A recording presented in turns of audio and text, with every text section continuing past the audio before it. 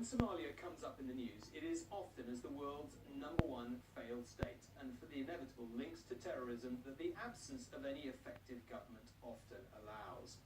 But tonight we report a piercing cry for help because of a natural rather than a man-made disaster after the worst drought there for nearly 2 centuries. Today, the head of the United Nations flew in to see the suffering for himself.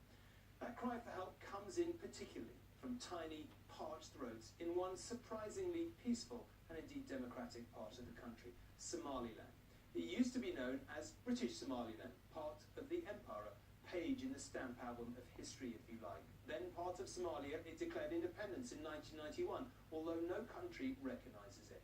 That leaves its 4 million people isolated as they cope with the effects of a 3-year drought. Their main export is livestock, 18 million mainly cattle and goats when the drought began. Tonight, only 8 million are still alive, and more will die every day until the rains come again.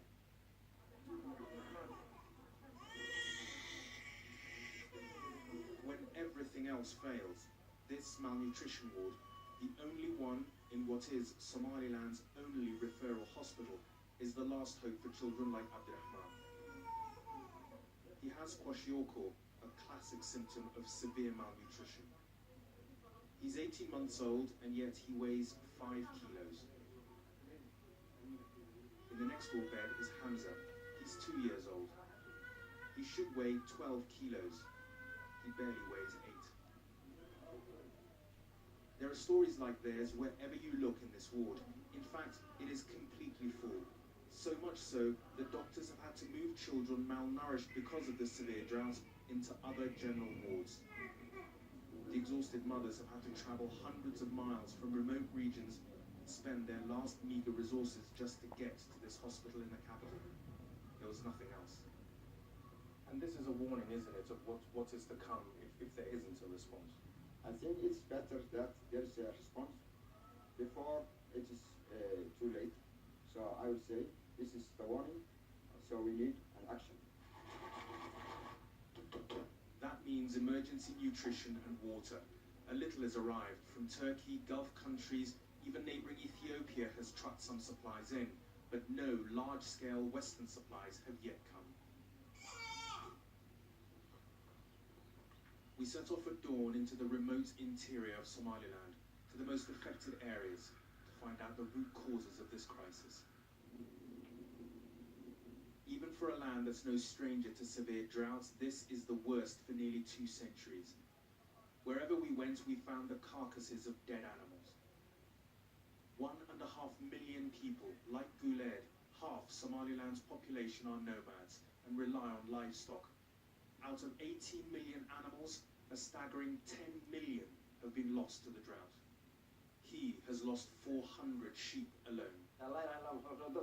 It's reached a stage, he said, where without assistance, I just don't see how people are going to survive. Our world will simply be gone. Yet this is not the result of war or upheaval.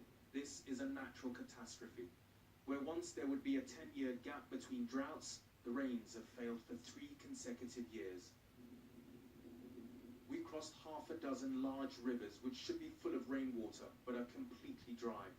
As camels, the toughest survivors in desert conditions, wander in search of pasture and water.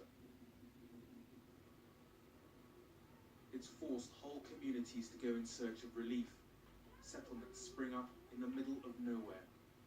They walk from place to place where local Somaliland officials have trucked water or dug small temporary wells. Everyone is waiting for crucial rains due within weeks. But if emergency relief workers don't get to them soon, they'll move again. If the crucial rains in the coming weeks do fail, it'll mean that communities like this will lose hope and that they will just disperse and head back into the hinterland. If that does happen, it'll mean that getting international aid to them will be difficult, if not impossible. Ilhan Mohammed is a member of Somaliland's Drought Coordination Committee. She's travelled extensively through this Far Eastern region, mapping these settlements. If the international community doesn't mobilize quickly enough and in a large enough capacity, what will be the consequence?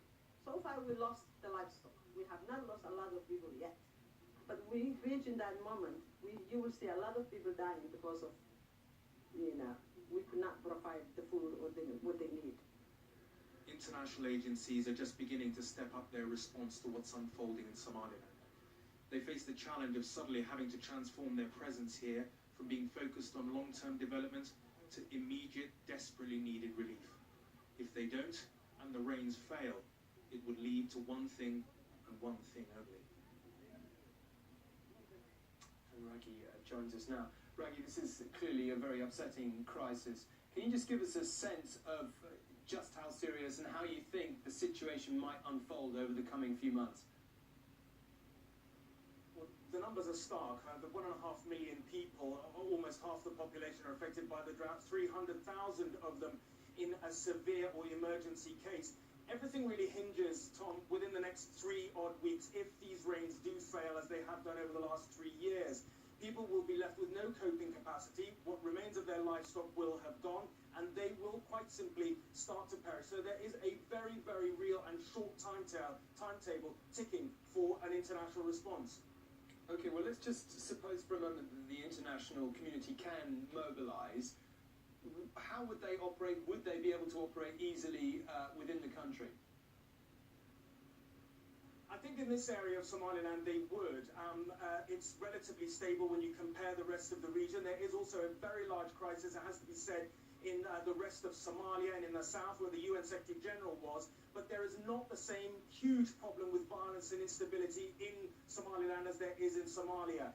Aid workers have started arriving from household UK agencies and the UN. They've fanned out into the hinterland to do assessments, but there isn't the massive, large-scale number of nutritionists, doctors, supplementary feeding, housing, shelter, water for 300,000 people. It's still too small scale, and in a few weeks' time, no one will be able to say they didn't know when people start dying or they weren't warned.